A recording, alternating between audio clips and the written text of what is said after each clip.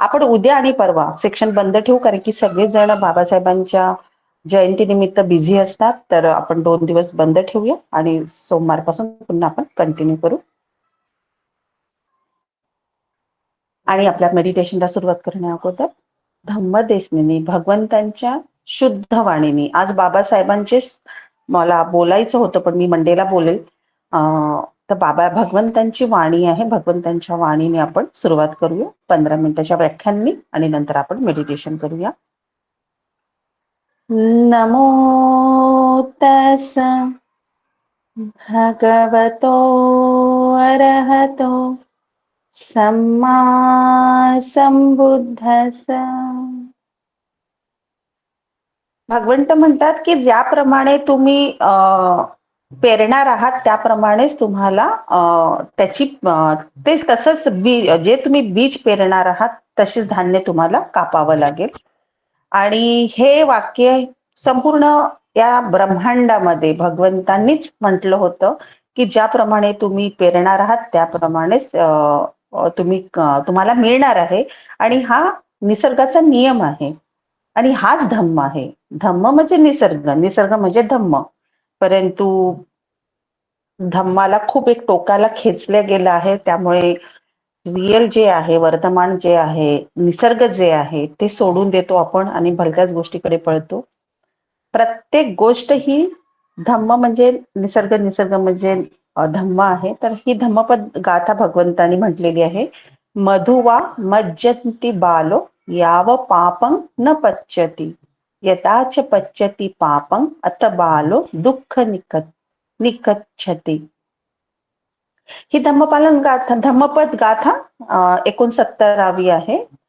की याचा अर्थ असा आहे की जोपर्यंत पापाचे फळ पिकत नाही, जे अकुशल कर्म असतात, वाईट कर्म असतात, जोपर्यंत त्याचे फळ येत नाही तोपर्यंत जो अज्ञानी मनुष्य असतो त्याला ते जे तो करत असतो, जे काही अकुशल कर्म करत असतो ते त्याला शहद सारखे, शहद म्हणजे हनी सारखे त्याला ते मधुर वाटत असतात. आणि जेव्हा त्याचे परिणाम येतात आणि त्याचे परिणाम प्राप्त होणं सुरू होतं तेव्हा ते जे फळ मिळत असतं त्याने तो काय होत असतो, दुःखी होत असतो. तर भगवंत म्हणतात की पाप कर्म काय आहे. आपण म्हणतो की पाप कर्म काय, अकुशल कुशल काय आहे. तर पाप कर्म म्हणजे जे आपलं चंचल मन आहे त्या मनावरती संयम न ठेवणं. आपलं जे चंचल मन आहे त्यावरती संयम न ठेवणं, जे आपली इंद्रिय आहे. आणि ह्या इंद्रिय म्हणजे काय, रूप आहे, गंध आहे, स्वाद आहे, शब्द आहे, मन आहे आणि आपले 5 इंद्रियांनी हे सगळं आपण घेत असतो. तर हे यामध्येच आपण डुबून राहतो. सुगंधामध्ये, रूपामध्ये, स्वादामध्ये, शब्दामध्ये आणि मनामध्ये आपण कंटिन्यू या भौतिक गोष्टींकडे पळत असतो, ह्या इंद्रिय सुखामध्ये राहतो. तर हे इंद्रिय सुखांमध्ये जोपर्यंत आपण डुबून राहणार आहोत, रममान राहणार आहोत आणि आपल्या मनाचे, वाणीचे, शरीराने आपण जोपर्यंत दुसऱ्यांना दुःख पोहोचवू, दुःख देत राहू आणि त्यांना सतावणं, आपल्या ह्या वाणीनी, मनाने, शरीराने दुसऱ्यांना त्रास देणं, त्यांना दुःख देणं म्हणजेच हे पाप आहे. हे पाप कर्म आहेत. म्हणजे काय म्हणतात भगवंत गाथेमध्ये आपल्याला सांगण्याचा प्रयत्न करत आहे, आपल्याला संदेश देत आहे की पाप कर्म काय आहे, कुशल ना अकुशल काय आहे. की आपल्या ह्या चंचल मनावरती संयम न ठेवणं, 5 इंद्रियाच्या आसक्तीमध्ये, या सुखामध्येच डुबून राहणं, त्याच्या बाहेर न निघणं, मनाने, वाणीने आणि शरीराने दुसऱ्यांना दुःख देणं, त्यांना त्रास देणं म्हणजेच पापकर्म आहे. आणि हे का करतो मनुष्य, की हे त्याची अज्ञानता असते आणि अज्ञानतामुळे तो हे करत असतो. म्हणून सगळ्यात काही भयानक असेल तर अज्ञानता आहे. आणि जेव्हा आपल्याला धम्माचा प्रकाश मिळतो तेव्हा अज्ञानता हळूहळू दूर होते. म्हणून आपण फार फार पुण्य केलेले आहे की आपल्याला धम्म मिळाला आहे, आपली अज्ञानता दूर झालेली आहे, आपण प्रकाशाकडे वाटचाल करत आहोत. ह्या सांसारिक भोगामध्ये खूप सुख मानतात. जे अज्ञानी लोक आहेत ते काय करतात ना, ह्या सांसारिक भोगामध्येच खूप सुख मानतात आणि हे सांसारिक सुख असताना फार गोड वाटतं. त्यांना नेहमी दुसऱ्यांचा अपमान करणं, दुसऱ्यांना त्रास देणं, दुसऱ्यांवरती अन्याय करणं, अत्याचार करणं, शोषण करणं दुसऱ्यांना फसवणं, बेईमानी करणं कोणासोबत, दुसऱ्यांना फसवणं. आणि याने ना त्या अज्ञानी लोकांना काय मिळत असतो? खूप आनंद मिळत असतो. अ, परंतु त्याला हे माहित नसतं की हे माझे काय आहे. अज्ञानामुळे त्याला समजत नाही की हे मी जे करतो आहे हे वाईट कर्म करतो आहे. आणि ह्या वाईट कर्माचे मला कधी ना कधी फळ मिळणार आहे हे त्याला माहित नसतं. याचं कारण काय आहे? कारण की तो अज्ञानामध्ये आहे. तर त्याला हे सगळ्या गोष्टी करत असताना फार आनंद वाटतो. दुसऱ्यांना दुःख देणं, दुसऱ्यांना फसवणं, दुसऱ्यांवरती अत्याचार करणं, कुणावरती अन्याय करणं, कुणाला सतावणं, कुणाचा अपमान करणं किंवा ना कोणाचं शोषण करणं, कोणासोबत बेईमानी करणं. हे सगळे जे करत असतो तो, हे त्याचे वाईट कर्म आहे. तर याचं फळ त्याला कधी ना कधी मिळणार आहे, हे तो काय करत असतो? विसरत असतो आणि जेव्हा त्याला हे याचं फळ मिळतं, तेव्हा तो खूप दुःखी होतो, खूप रडतो आणि परंतु तोपर्यंत काय झालेलं असतं? ते बोलतात ना, हातातून रेती आपण निसटून गेलेली असते आणि तो जेव्हा ते दुःखाचे फळ मिळणं सुरू होतो, तो दुःखी होतो, रडतो. परंतु तोपर्यंत त्यांनी स्वतःचं आणि दुसऱ्यांचं खूप वाईट केलेलं असतं. अ, आणि तो जर प्रज्ञावान असता, जो अज्ञानी मनुष्य आहे, तो जर प्रज्ञावान असता, जागृत असता, साधना करत असता, धम्मामध्ये असता, तर हे असं त्यांनी कधीच केलं नसतं आणि ह्या धम्माच्या मार्गावर चालणारे व्यक्ती कधीच याचं करत नाही. त्यांना माहीत असतं, की वाणीचे कर्म खूप भयानक आहे. कायाचे कर्म पण खराब आहेत आणि सगळ्यात मोठे पहिल्या स्थानावर आहे मनाचे कर्म. कारण की मनामध्ये जोपर्यंत उत्पन्न होत नाही, ते वाणीद्वारे पण येत नाही आणि ते तुमच्या शरीराने घडत पण नाही. त्यामुळे जो काही हा अज्ञानी व्यक्ती आहे, तो अज्ञानामध्ये खूप चुकीचे कर्म करतो आणि जेव्हा त्याचे फळ मिळत असतो, तर तो दुसऱ्यांना दोष देत असतो. खूप रडत असतो आणि तोपर्यंत खूप वेळ निघून गेलेली असते आणि त्यांनी स्वतःचंही ते कर्म करत असताना तो स्वतःचंही वाईट करत असतो, कारण की त्या कर्माचे फळ त्याला चुकीचेच मिळणार असते आणि तो दुसऱ्यांचंही वाईट करतो. आणि वाईट कर्माचे बीज जेव्हा ती बी तो रोवतो, जेव्हा तो हे वाईट कर्माचं बीज पेरतो, तेव्हा तो नजरअंदाज करतो. त्याला वाटत नसतं, की मला याचे काही कडू फळं मिळणार आहे किंवा याचे कर्म मिळणार आहे, याकडे तो नजरअंदाज करतो. तो एवढं लक्षात घेत नाही. तो आपले वाईट कर्म म्हणजे ते जे बी आहे तो पेरत राहतो आणि जेव्हा ते बी बी पेरतो तो वाईट कर्माचे, तेव्हा त्याचं काय बनतं? वृक्ष बनतं. आणि त्या वृक्ष पण काय असतं? कडूच असतं आणि त्या वृक्षाला लागणारे फळं सुद्धा कशी असतात? कडूच असतात. कारण की वेळ इतकी महान आहे, म्हणून म्हणतात की वेळेची प्रतीक्षा करायची. कधी आपल्यावरती आपला कोणी मान, अपमान, आपल्याला काहीही लांछन लावलं, आपल्यावरती काही अन्याय केला, तर आपण वेळेचा काय करायचा? वेळेला वेळेवरती ते सोपवून द्यायचं. वेळ एवढी महान आहे ना, त्याचं कधी ना कधी ते बरोबर प्रत्युत्तर देतं. तसेच कर्मही आहे. जे काही बीज आपण टाकलेलं आहे आणि चांगलं टाकलं आहे, तर प्रश्नच नाही. फळं खूपच चांगले येणार आहे. आणि जे अज्ञानी लोक आहेत, जे वाईट बीज टाकतात, तर त्यांचं बीज पेरल्यानंतर ते जे झाड मोठं होतं आणि ते मोठं झाल्यानंतर त्याला जे फळं लागतात, तर ते फळं सुद्धा कडूच असतात आणि त्याला ते माहीत माहीत असतं किंवा नसतं, दोन्ही त्याला तर माहीत नसतं, हे सगळ्यात मोठी आहे. नाहीतर तो करणार नाही. तर त्याची फळं सुद्धा कडूच लागतात आणि तो नेहमी त्याचे जे रिझल्ट मिळणार असतात, याकडे तो दुर्लक्ष करतो. आणि जेव्हा हे कडू फळं पिकतात आणि जेव्हा हे कडू फळे पिकतात, कर्माचे फळं पिकतात, ते सगळे जहराने भरलेले असतात. जे काही कर्म केलेले आहे त्याचे फळं जेव्हा झाड मोठं होतं त्याला फळं लागतात आणि त्या फळं जेव्हा पिकतात ते कशाने भरलेले असतात? त्या कर्माने, कडू कर्माने, जहराने भरलेले असतात. झाडावरतीच नाही, झाडामध्येच नाही, फळामध्येच नाही, तर त्या झाडाच्या प्रत्येक फांदीवर, प्रत्येक पानावर काय असते? कडवाट म्हणजे कडूपणा असतो. कारण की त्यांनी बीजच तसं टाकलं आहे. इतकं भयानक टाकलं आहे की वारंवार लोकांचं त्यांनी मनच दुखवलेलं आहे. इतकं भयानक त्यांनी जर बीज टाकत असेल, तर ते झाडच काय, झाडाची पानं, फुलं, ज्या फांद्या आहे, हे सगळ्या कशाने भरल्या राहणार आहे? कडू, जहराने भरल्या राहणार आहे. आणि जेव्हा त्याचे फळ त्याला ते परिपक्व होतं, पिकतं फळ आणि जेव्हा त्याला त्याचे रिझल्ट मिळतो, तेव्हा तो रडत राहतो, ओरडत राहतो आणि मग तो कशामध्ये गुरफटतो? काल्पनिक शक्त्या, अंधश्रद्धेमध्ये आणि नंतर मग तो म्हणतो की हे माझ्या नशिबाने केलं, माझं नशीब असं कसं वाईट होतं, मी तर कोणाचं वाईट करत नाही, माझंच का वाईट होते.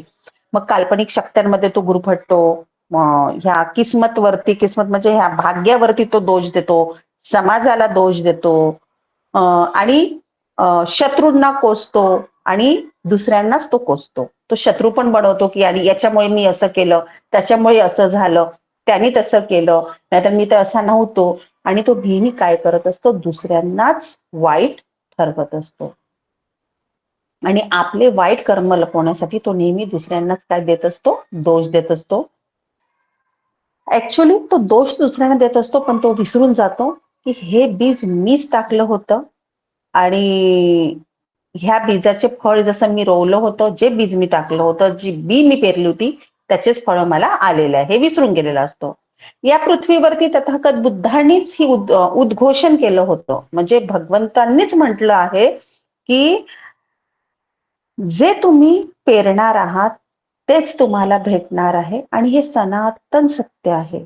हे नैसर्गिक सत्य आहे आणि याला कोणीही बदलवू शकत नाही. आणि आणि हाच प्रकृतीचा नियम आहे आणि हाच धम्म आहे.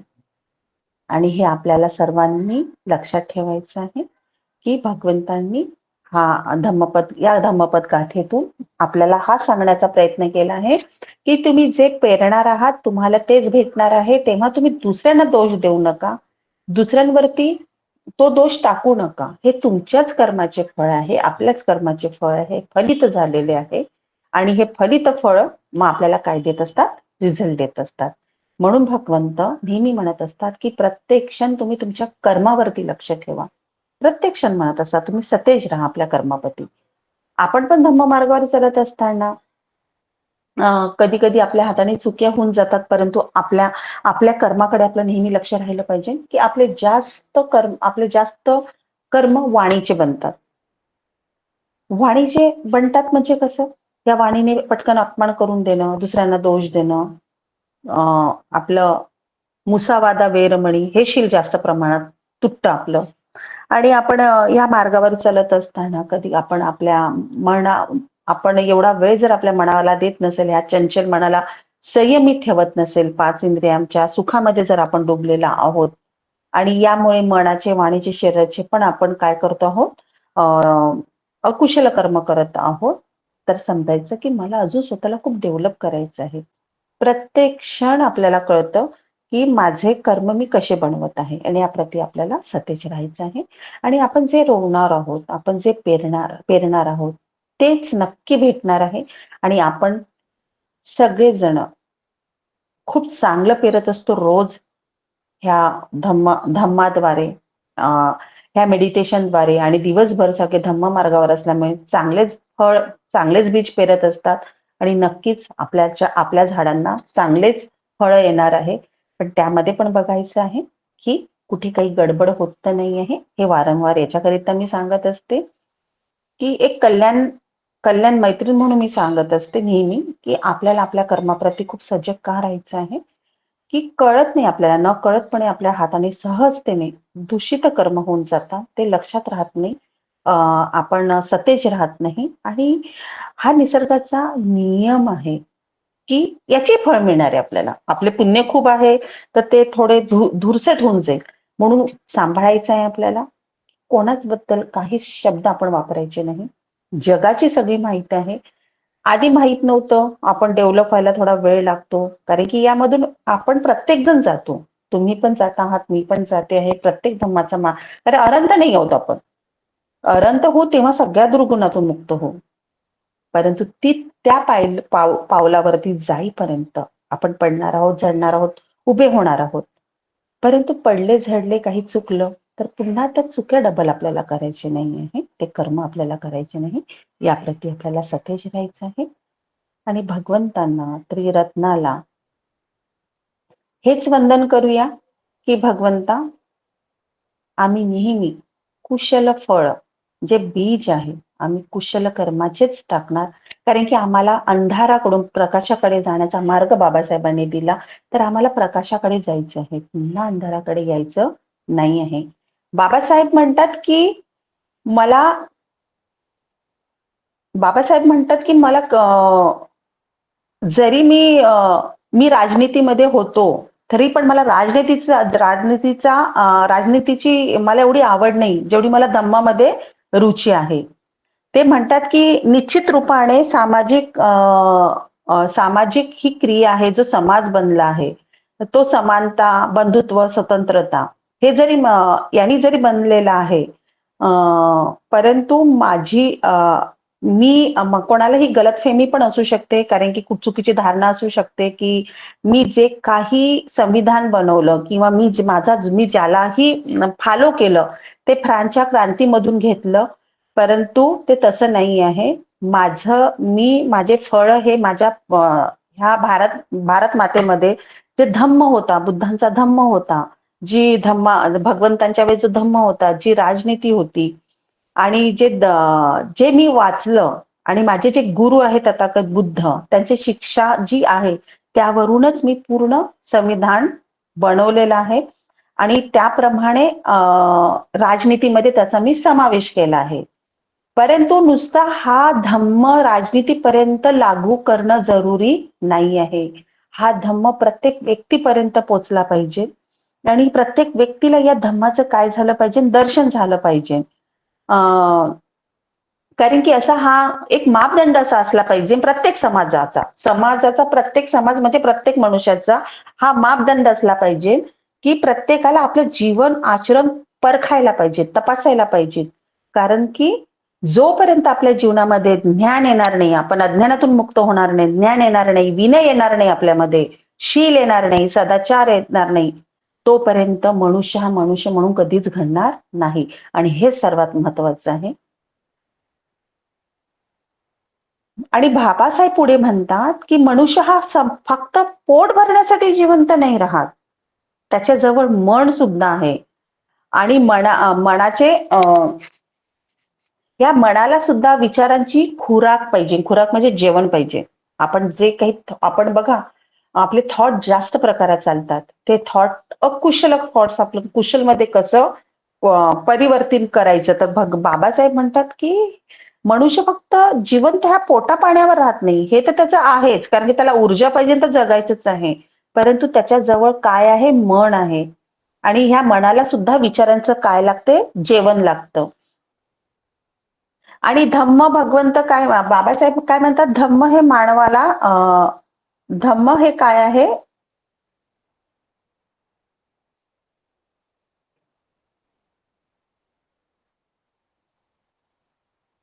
धम्म मानवाला काय करतो, आशा निर्माण करतो, मनामध्ये आशा निर्माण करतो, सदाचाराची सुखी जीवन जगण्यासाठी तो प्रेरित करतो धम्म.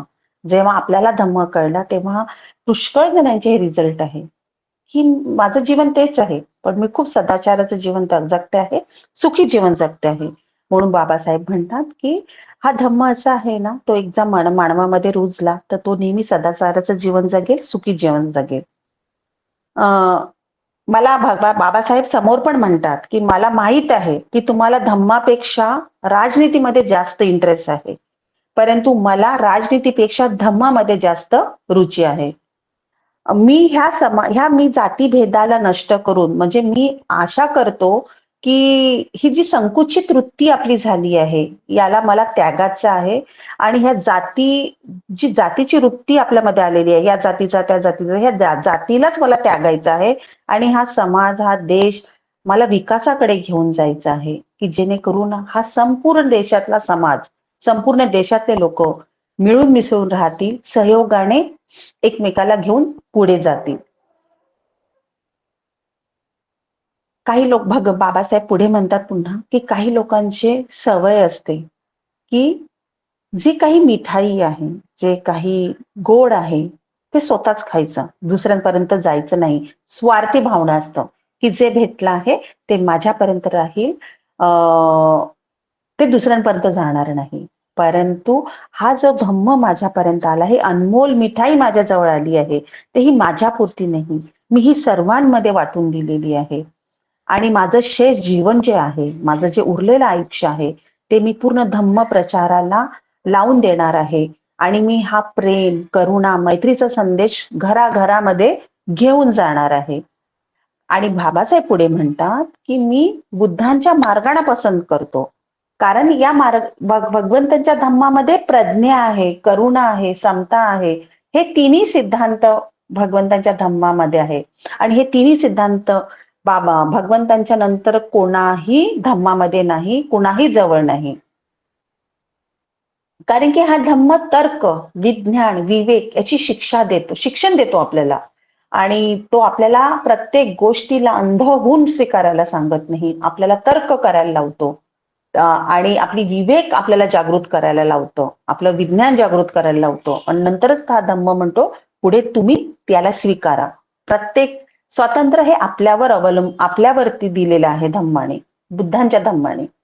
आणि बाबासाहेब पुढे म्हणतात, की सुखी जीवन जगण्यासाठी धम्म फार आवश्यक आहे. आणि भगवंतांची जे शिक्षण आहे, भगवंतांनी जे सांगितलेलं आहे धम्म, हा धम्म या विश्वातील प्रत्येक मनुष्याला, प्रत्येक समाजाला, प्रत्येक व्यक्तीला दुर्गतीपासून वाचवू शकतो. बुद्धांची वाणी ही एक वाणी व्यक्तींना, समाजाला सुधारण्यासाठी असं दर्शन आहे. म्हणजे अशी वाणी आहे, असं त्या वाणीचं दर्शन आहे, की ती जर सगळीकडे अ, पसरली तर अ, हा पूर्ण जग म्हणा, हा ब्रह्मांड म्हणा किंवा ओन्ली भारतवर्षच म्हणा, किती अशोकाच्या काळामध्ये जसं राज्य होतं, म्हणतात सोन्याची चिडिया म्हणतात अशोक राजाच्या वेळेस जे काही होतं, सोन्याची चिडियाचं राज्य म्हणायचे. तर त्याप्रमाणे हा भारत होईल. आणि म्हणून बाबासाहेब म्हणतात, की माझ्या जीवनाचा यापुढचा जे काही माझा प्रवास राहणार आहे, मी खऱ्या मनाने, खरं कार्य हे मी धम्मप्रचाराने सुरू करणार आहे आणि धम्मप्रचारासाठीच माझं आयुष्य वाहणार आहे. बाबासाहेब जेव्हा सांगतात आपल्याला, बाबासाहेबांना जोपर्यंत आपण वाचणार नाही, बाबासाहेबांना आपण समजणार नाही, तर एक पर्टिक्युलर आपणच लोकांनी आपला समाज साहेबांपुरतीच मर्यादित ठेवला आहे.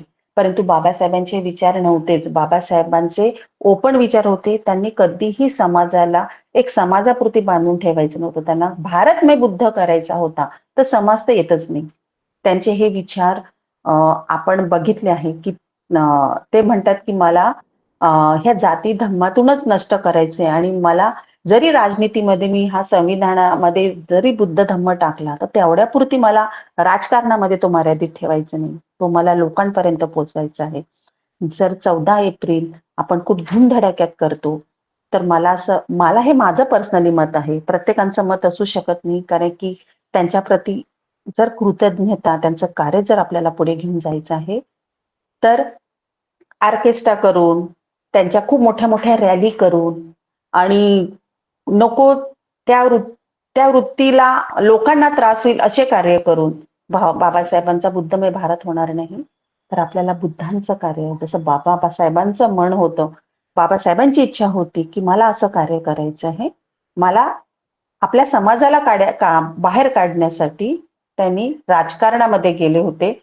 परंतु त्यांना राजकारणामध्ये इतका रस नव्हता, जेव्हा धम्मामध्ये त्यांनी विचार केला, की आता मला धम्मामध्ये वाटचाल पुढे घेऊन जायची आहे.